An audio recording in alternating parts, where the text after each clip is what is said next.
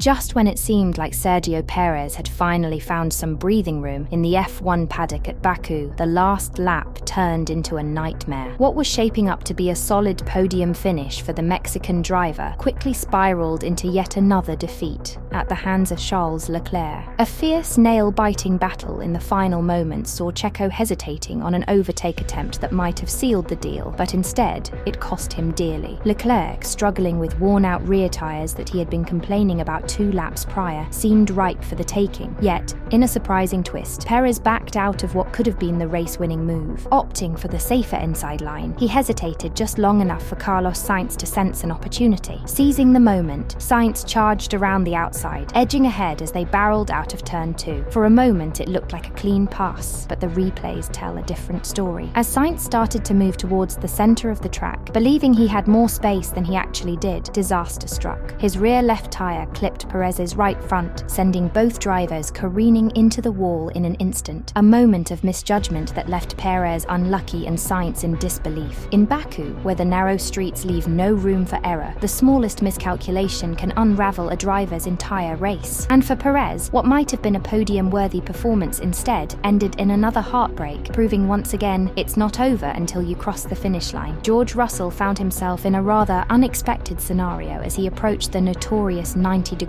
corner at Baku. With a comfortable 15-second gap separating him from the battle up front, Russell was caught off guard by the sudden chaos that unfolded before his eyes. Blinded momentarily by the setting sun, his vision was further obscured by a cloud of carbon fiber fragments littering the track. The crash had occurred ahead of him, and as the smoke cleared, the Mercedes driver quickly realized he had just dodged a bullet. Reflecting on the incident later, Russell was candid about his expectations for the race. With Mercedes still struggling to find the pace of the front-runners, he knew a top-tier finish was out of reach. Without the crash, and considering Lando Norris's poor qualifying, we're clearly the 4th fastest team right now, Russell admitted. Honestly, P5 or P6 was all I could realistically hope for today. It was a sobering acknowledgement from the Briton, who has consistently been a sharp competitor in the midfield battle. Yet it wasn't just his performance that drew Russell's ire, it was race control. He didn't hold back in his criticism of the FIA's handling of the incident. "I was really surprised the safety car didn't come out sooner," he said, shaking his head in disbelief. "Those cars were scattered across the track. They could have been anywhere. I'm just glad no one got hurt." For Russell, the delay in race control's reaction only added to the frustrations of a challenging weekend. As he navigates the fine line between competitiveness and safety, Russell's focus remains sharp, but it's clear he's keeping a close eye on how things are managed off the track as well. Sergio Perez didn't hold back his frustration over the team radio after the chaotic crash in Baku. His raw emotions spilled out as he unleashed a fiery rant. "What the fucks is he doing, man? What the fuck? Is he crazy? Or what?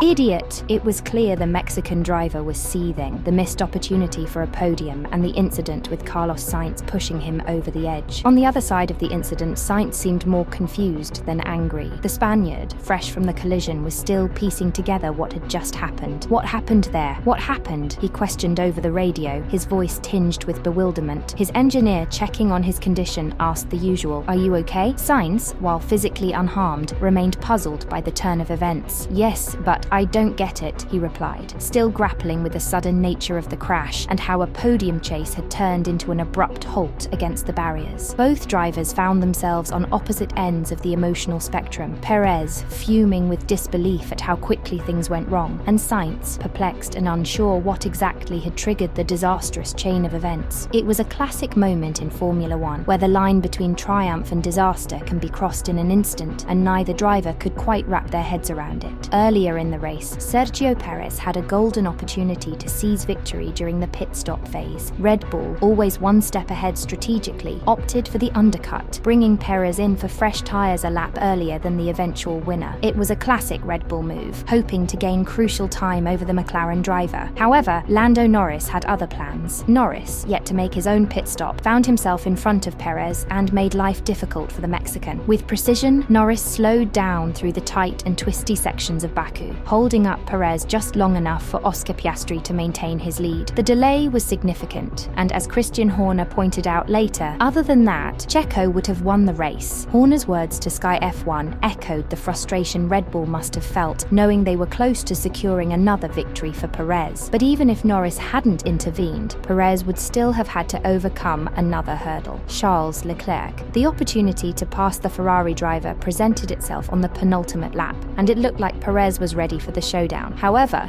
fate intervened in the form of Carlos Sainz, whose unexpected move dashed Perez's chances for a clean overtake. In the end, Leclerc escaped the duel, clinching second place, leaving Perez to wonder what might have been. It was a race full of what-ifs for Perez. From pit stop strategy to teammate battles, the cards just didn't fall in his favour, and a potential win slipped through his fingers in the narrow streets of Baku. Perez and Sainz made their way to the steward's office, where the aftermath of their clash would be dissected and any penalties decided. Regardless of the ruling, many believed that even if Sainz was found responsible, Perez should have been more cautious and left the Spaniard a bit more room. In Baku, where millimeters can make all the difference, those inches of space might have avoided the mess altogether. Meanwhile, in the cool-down room, the atmosphere was one of disbelief. The top three drivers, having just finished their own race, were shown a replay of the crash. The room fell silent as they watched the incident unfold. Charles Leclerc, clearly shocked, couldn't hide his reaction, covering his eyes and exclaiming, "They've not been great friends this weekend, and that's the third time." It was a telling comment, highlighting the ongoing tension between the two drivers. Oscar Piastri, sitting next to Leclerc, was just as stunned but delivered his reaction with typical dry humour. That finished the job. It was a light-hearted comment, but it summed up the situation perfectly. A race-ending incident that could have been avoided if only cooler heads had prevailed. The crash had sent ripples through the paddock, with everyone from drivers to engineers weighing in on what went wrong. But for Perez and Sainz, the steward's decision would determine whether this weekend would be remembered for the podium celebrations or the post-race penalties. Checo's crash wasn't the only drama of the day. Max Verstappen now found himself under scrutiny by the stewards for a possible infringement of safety car protocols. What made the situation more surprising was that the alleged violation didn't occur during the race, but after the checkered flag had already waved. Reflecting on the unexpected summons, Verstappen seemed puzzled, stating, "I'm a bit surprised. I only passed the car once the race was finished." Meanwhile, Oscar Piastri took a moment to reflect on the move that sealed his victory. "After the stop, it felt like we had a bit of extra grip, and I had to go for it," he said, recounting the pivotal moment. "I knew if I didn't get past at the start of the stint, I was never going to get past. The pressure was on, but Piastri delivered with a bold, calculated move." Piastri's aggressive strategy and sharp racecraft had paid off, turning a potential fight for second into a thrilling win. And just like that, another thrilling race at Baku comes to a dramatic end. The streets of Azerbaijan never fail to deliver unexpected twists. McLaren have now overtaken Red Bull in the Constructors' Championship, the first time they have led in this competition since after the first race of 2014. McLaren last won the Constructors' title in 1998 with Mika Hakkinen and David Coulthard, a fact which was not lost on Oscar Piastri. What do you think? Was Perez's hesitation justified, or should he have gone all in for the overtake? Let us know your thoughts in the comments. Until next time, goodbye for now.